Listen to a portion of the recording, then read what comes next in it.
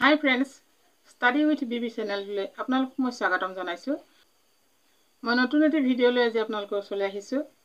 বিশেষকৈ মই এই ভিডিওটো কিয় বনাইছো, বহুত কষ্ট হৈছে আজিকালি ল'ৰা-ছোৱালীখিনি। মনে বিচৰা ধৰণে একো নাপায়। ইমান কষ্ট কৰি পঢ়ে, কিন্তু তেওঁলোকে কেতিয়াও মনে বিচৰা এটা চাকৰি বা তেওঁলোকে মনে বিচৰা ধৰণে পঢ়িবলৈও চিট পাবলৈও টান হয়। বহুত বেছি নম্বৰ পালেহে জেনেৰেলে পায়। প্ৰতিটো ক্ষেত্ৰতে কিয় বাৰু? এটা কিন্তু জেনেৰেল মানুহখিনিয়ে আটাইতকৈ দুখীয়া হৈ গৈ আছে।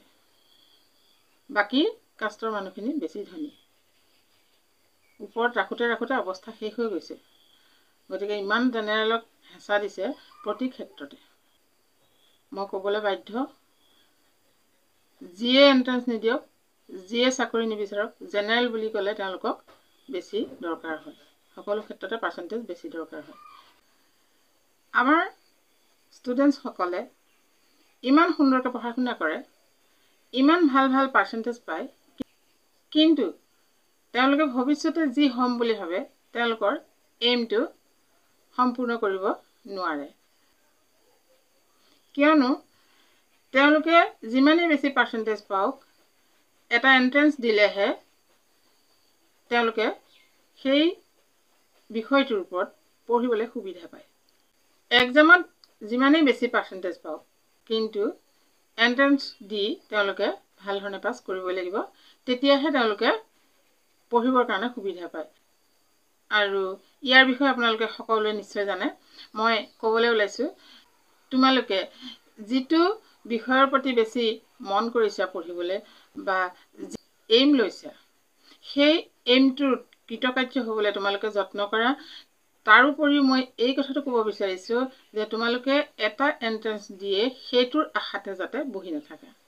ইমানেই টান হৈছে, জেনেৰেলৰ কাৰণেতো সাংঘাতিক টান হৈছে। বহুতো ছাত্ৰ ছাত্ৰীয়ে আশা কৰে তেওঁলোকৰ মনৰ আশা পূৰ কৰিবলৈ।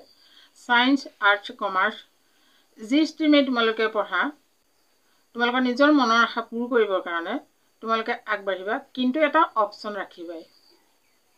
ধৰি লোৱা ছায়েন্সত পঢ়াসকলে নীট এক্সাম দিব, তেওঁলোকে মেডিকেল পঢ়িবৰ কাৰণে MBBS পঢ়িবৰ কাৰণে তেওঁলোকে নীট এক্সাম দিব। আৰু সেই নীট এক্সামৰ আশাত ৰৈ নাথাকি তোমালোকে বেলেগ এটা অপশ্যন ৰাখিবা, যাতে তোমালোকে সেইটো পঢ়ি থাকিব পাৰা।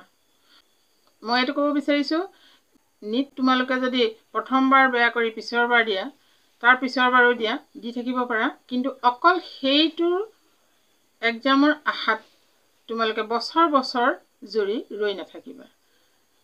প্ৰথম বছৰে তোমালোকে সিদ্ধান্ত কৰিবা, তোমালোকৰ যি পঢ়িবলৈ মন আছে পঢ়িবা, কিন্তু অপশ্যন ৰাখি পেলাইহে এণ্ট্ৰেঞ্চ দিবা।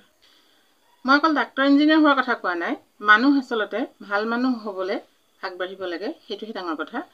কাৰণ সকলো ল'ৰা ছোৱালীয়ে ডাক্তৰ ইঞ্জিনিয়াৰ হ'লে বাকীখিনি কি হ'ব? বাকী বিষয়খিনিৰ ওপৰতো আমি চকু দিব লাগিব। গতিকে অকল সেই বিষয়টো কৈছোঁ বুলি নাভাবিবা, মাত্ৰ এজন ভাল মানুহ হোৱা তোমালোক। আৰ্টছৰখিনিও কমাৰ্চৰখিনিও তোমালোককো কৈছোঁ, তোমালোকে এটা মাত্ৰ এণ্ট্ৰেঞ্চ দি ৰৈ নাথাকিবা, বিভিন্ন দিশত তোমালোকে যত্ন কৰিবা। নিশ্চয় তোমালোকে এইখিনি বিষয়ে জানা, তথাপি মই দুআষাৰ মোৰ মনত পৰাৰ কাৰণে মই কৈছোঁ। গতিকে তোমালোকে তোমালোকৰ এইমটোৰ কাৰণে বিভিন্ন দিশৰ বিষয়ে চিন্তা কৰিবা, অকল এটাত যাতে ৰৈ নাথাকা। পালে পালা, গুচি গ'লা, কিন্তু নাপালে বেলেগ এটা অপশ্যন ৰাখিব লাগে। ঠিক আছে, ভিডিঅ'টো কেনে পালে আপোনালোকে কমেণ্টত জনাব। নেক্সট ভিডিঅ'ত লগ পাম। Thank U.